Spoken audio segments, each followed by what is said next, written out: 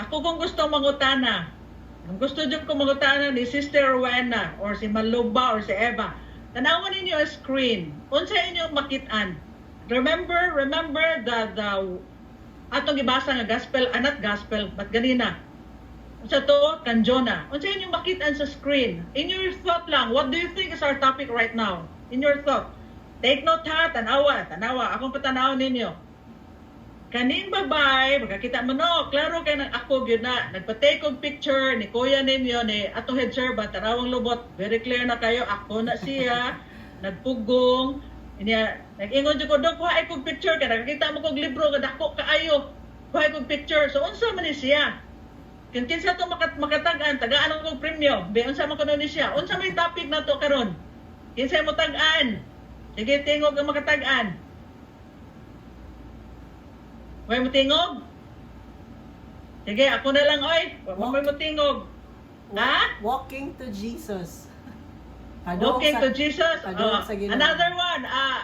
Kuan broad kaayo. Ako ka na so specific. Unsay lain? Napay lain guess?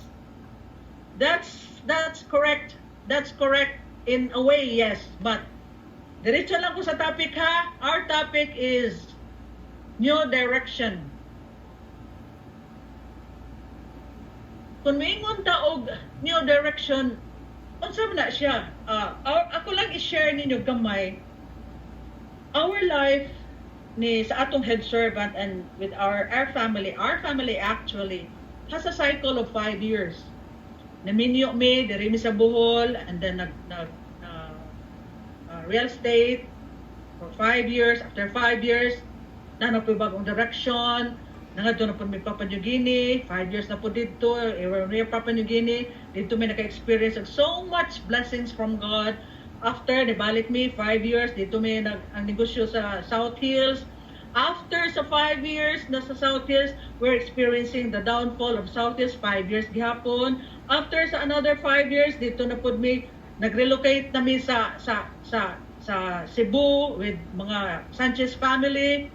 And then, after anak, nanapod mi sa Bohol. So, through this 36 years of new direction, from new direction to other direction, I wanted to share to you few signs that we have. Ako lang inong ay, kay more or less, ako ang mga siyang experience, ang akong ma-share ninyo good, that often signal the change of season. Mura mo gandeng atong kinabuhi ba?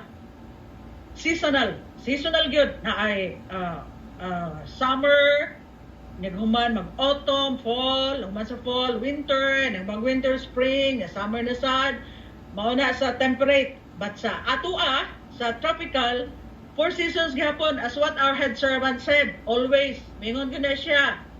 Imbes 2 seasons sa ta, upat ko na to season. Dry, very dry, wet, and very wet. So, 4 seasons gihapon. Mao gihapon na siya. So, unsa man ang una.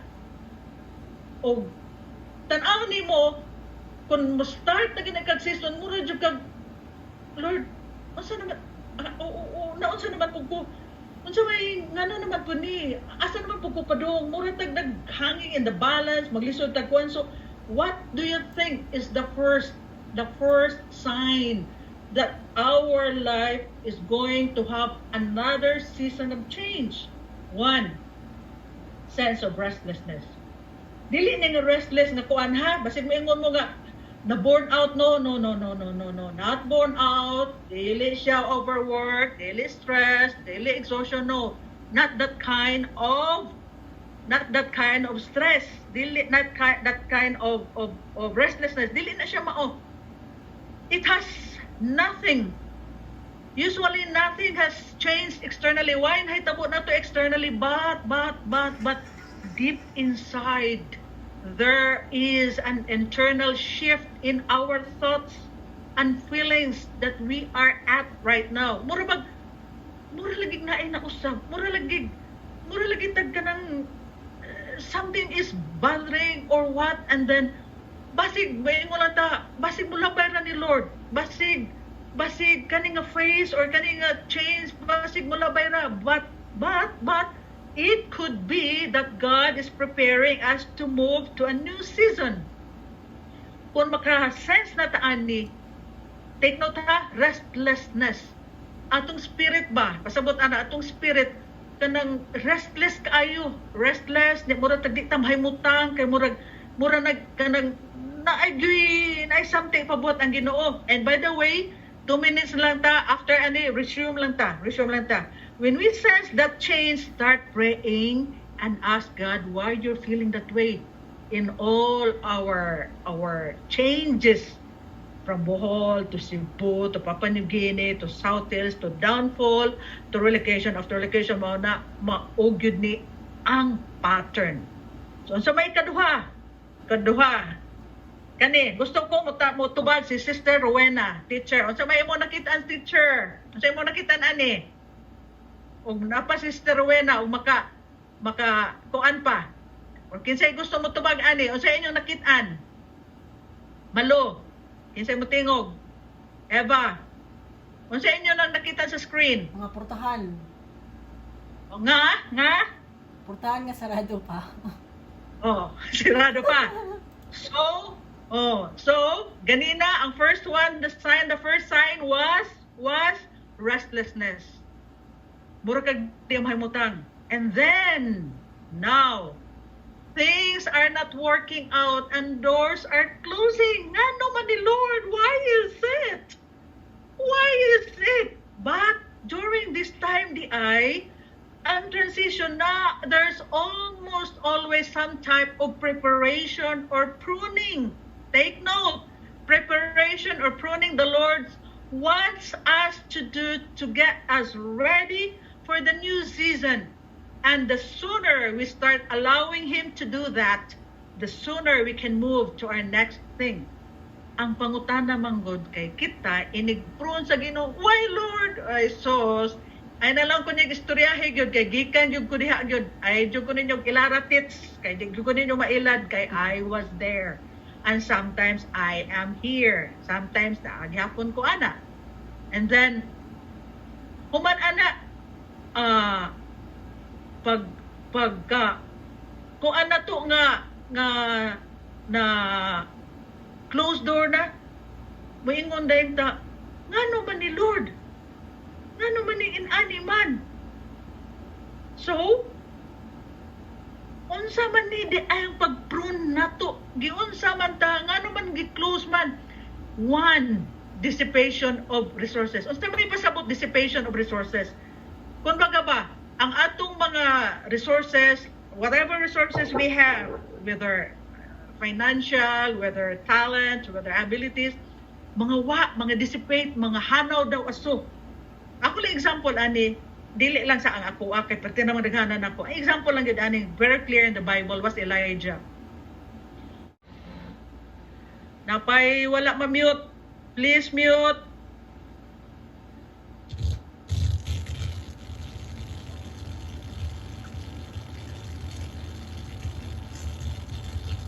Medyo ta. Ay, wala na mute. Okay. So, padayon ta. So, unsa man pag-prune, unsa may paagi nga no makaingon ta nga gi-close ang doors, dissipation of resources. Going back to Elijah, giingnan siya sa Ginoo nga naay severe famine. Ang famine dugay jud kaayo. So giingnan siya adto didto atong lugara kay tagaan ti ka og provision. So tagaan siya provision sa raven, nihatag niya og meat og bread ini kabuntag, ini gabi meat og bread ini kabuntag, niya ini ka moinom na siya sa tubig sa sapa. But during that time, sigihan siya pada until one time nahurot na pod ang tubig sa sapa, nauga na pod tungod sa drought. Tungod kay nauga ang sapa, giingnan pod siya sa Ginoo nga adto didto kay naay widow nga muhatag nimo og kuan. Bottom line, tangtangan ta sa whatever resources we have. But if we trust God, mo tagaan naghapon taniya og resources, tagaan naghapon taniya og paagi kung unsaon nato pagkabuhi. That's one. Number two, sometimes mokalit lang og dissolve. Sometimes makalitog kalami ang relationship na to. Na mga amiga mo kalit lang og kaguba, mga family, while take no tawa nilabot sa marriage. Marriage should not be dissolved because it is bonded and consecrated by God. Ang dissolution of relationships kanang sometimes mga amiga, mga friends or kalit lang magbungol, kalit lang inana, wa nilabot ang marriage. Wa ilabot. Ako example ani, when we were in Manila, when we're consultants dito nindot in fact si LC o si Elsa were managers of the same company that we have before, and for 5 years dito may nindot kay relationship, and then suddenly when one consultant diyan nagsip-sip sa tag-iya, giigo mi gi butang-butangan na ni kalit lang ka lami ba, and then we decided did you make kalimutan ni at that time we decided to resign February 6, 2016. Di ko may kalimutan na because that was an Ash Wednesday. We decided to that, not knowing unsay mahitabo namo, not knowing ug unsay asa mi padong, not knowing ug unsay plano sa Ginoo, but it's just dili na healthy ang relationship, dili na healthy. So we designed and did to tungod kay ni obey me sa feeling of restlessness, and then things aren't working out and doors are closing, mao ni natukod og na himugso ang healing touch of Jesus. Wala pa mi ni follow because God gave us that kind of restlessness in our heart, dissipation of resources in the sense of relationships, and then dili na maayo, so wala ni kuan mi. That's why ang healing touch na buo, na buhat, na himugso. And another one, disruption of our plans. Manan na gani ni siya, klaro na nakaayo nga padong ta sa other season sa atong kinabuhi. Mahitabo ni siya, we've learned nga ang kani di ay doors are God's. Closing doors, paagi di ay ni sa Ginoo for our protection and preparation. Protection na mo, and talking about the Manila consultancy, protection us from negativity and preparation for the healing touch of Jesus. Tungod ani nahimugso ang healing touch of Jesus.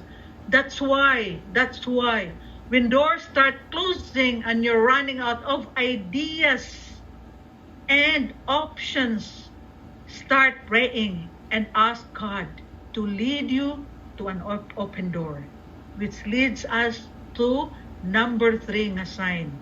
Unsa naman obvious po ganina close, so karon open doors good. Suddenly, out of nowhere lang good, unexpected opportunities keep popping up and doors are opening.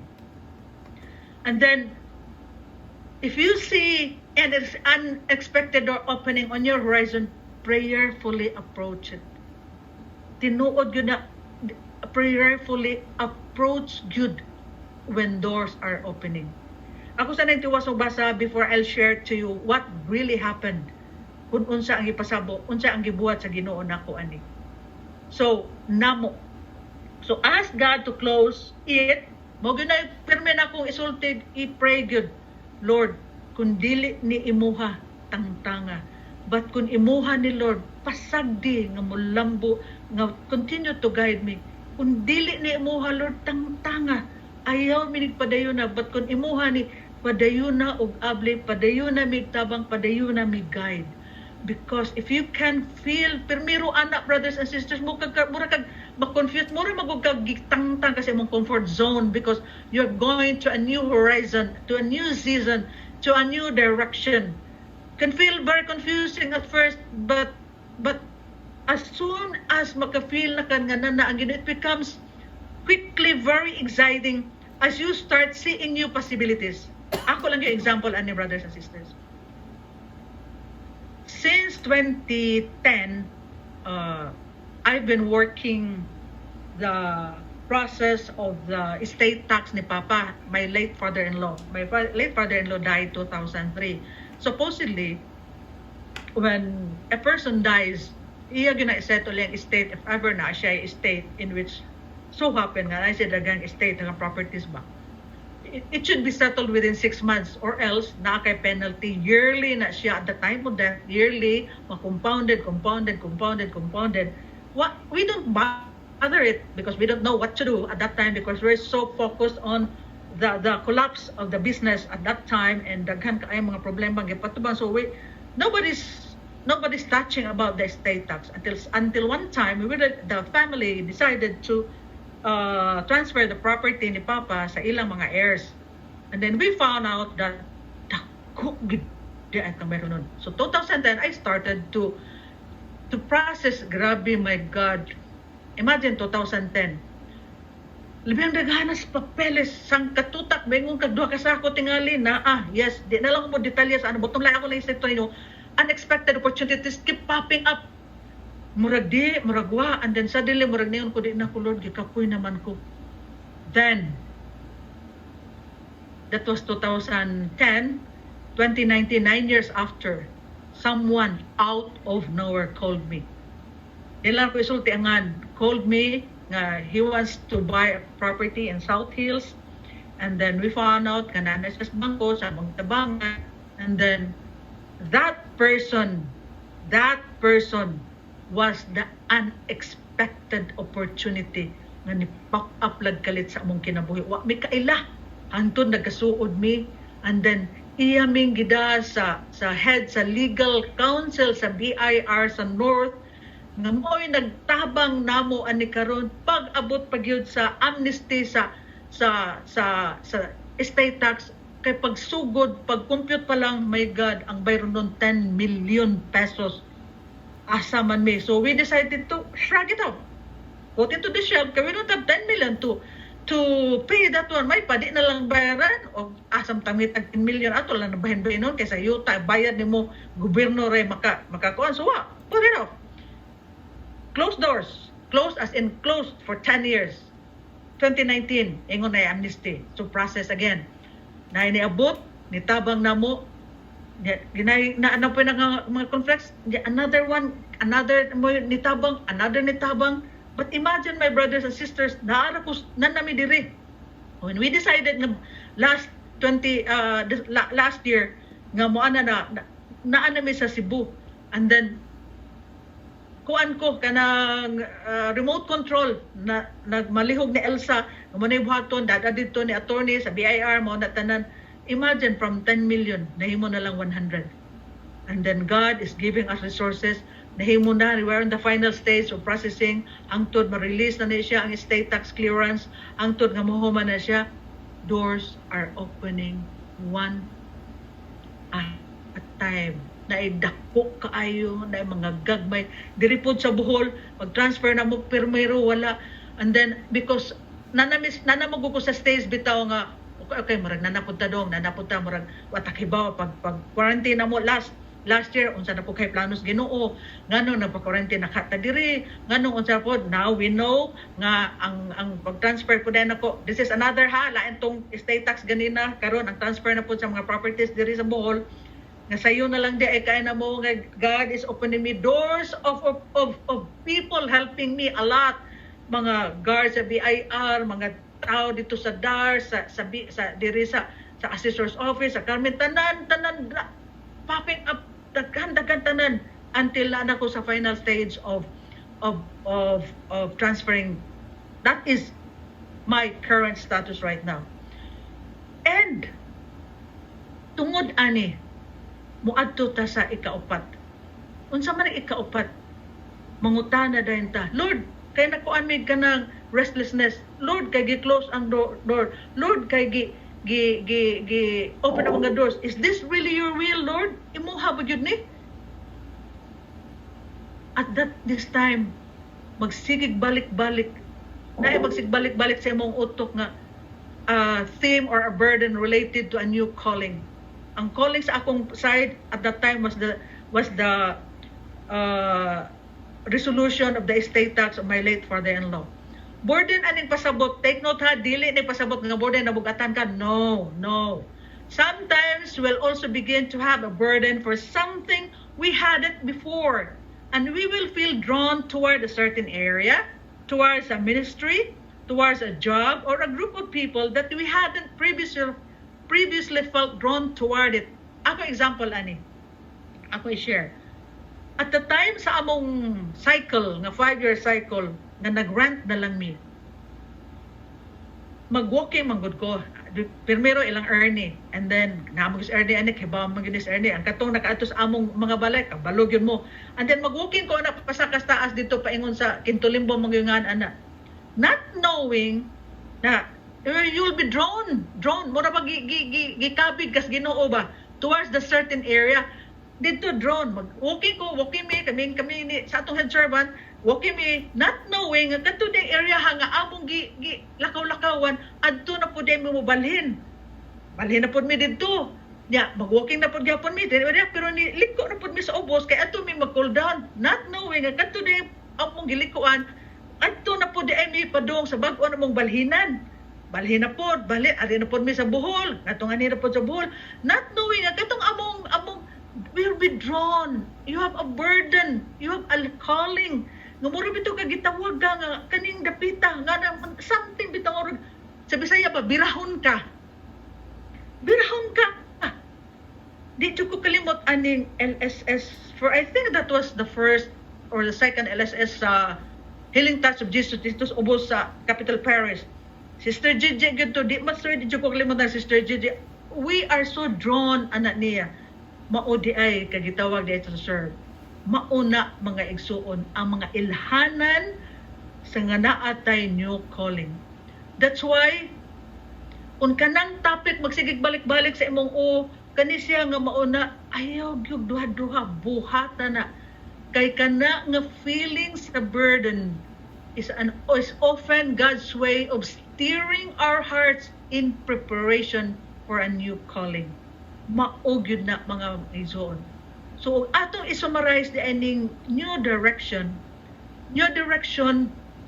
One, you have the sense of restlessness. Ikaduha, things aren't working. Di pang lambahan kag pultahan, wala mo workout ang mga kuan. And then kay what it workout, something unexpected opportunities keep on popping up and mga tao na nabang nimo and nagdaghang mga pultaras na mga window nag-open para tabangan ka. And I noticed a recurring theme or a burden. Murabag ka ng suyupon ka to that new calling. But mind you, my brothers and sisters, this is the most important one. This is the most important one. There are some breakthroughs in our lives reserved for us by God that can only be accessed through prayer. Basin mga igsuon. Nganong wala pa ni mangabli ang opportunities. Nganong wala pa ni nagbutog murag popcorn ang mga doors of windows. Kay basig wala ta nagampo because there are times that when we are desperate, these breakthroughs in our lives can only be accessed through prayer. Nga gireserba sa Ginoo aron siya mag-glorified. So unsaon man nato mga igsoon? The key to navigating a season change is to stay surrendered through prayer. Like Jesus in the Garden of Gethsemane. Tanawa si Jesus. Tanawa lang ni siya. He is so immersed. But kita, kay tungod, same as over and over again, sapagkat tayo'y tao lamang, we are easily overcome, bored, and frustrated sa mga butang nga wala nato nabuhat or sa mga butang nga nagdalita that it can even be easier to try to rush. Di man gud nato mapugos kay kita nagdalita, especially kitang mga babae, ang mga lalaki ako na notice na agud sila patience to wait. And we are so blessed that our head servant had this patience, perseverance to wait for the will of God. That's why ako upset siya dili. Kay dili siya ma-upset kay di siya mo allow or get distracted sa mga butang nga wa pa ng hitabo. So we must stay surrendered, and being surrendered to Him means also being surrendered to His timing, to His ways. Ang maunay pinakalisod. Being surrendered to His timing and His ways is the hardest part nako. I've learned from experience that rushing ahead of Him, mag-una ko sa Ginoo and getting in His way by helping Him kuno only makes things worse. Kay magdali lagi, instead umiingon ng Ginoo pagpuyo diha kay ako ra, kunuhay mo help ta, but we are interfering the will of God. So sometimes wala tay clarity kung na tay new direction, new season na wa na gyud klaro. Definitely wa gyud klaro kung asa pata padulngan. But we can sense that the change is coming. If you're in the season where you know God is leading you to some sort of change, but you have no idea that what change will look like, then stay connected to Him in prayer and let Him do the work of putting up the puzzle together. Mao ni atong dapat buhaton. Di ta magdali, we allow. But because during this time, iya tanggi andam for this one. Tanawam nga igsuon. Unsa inyong makitan?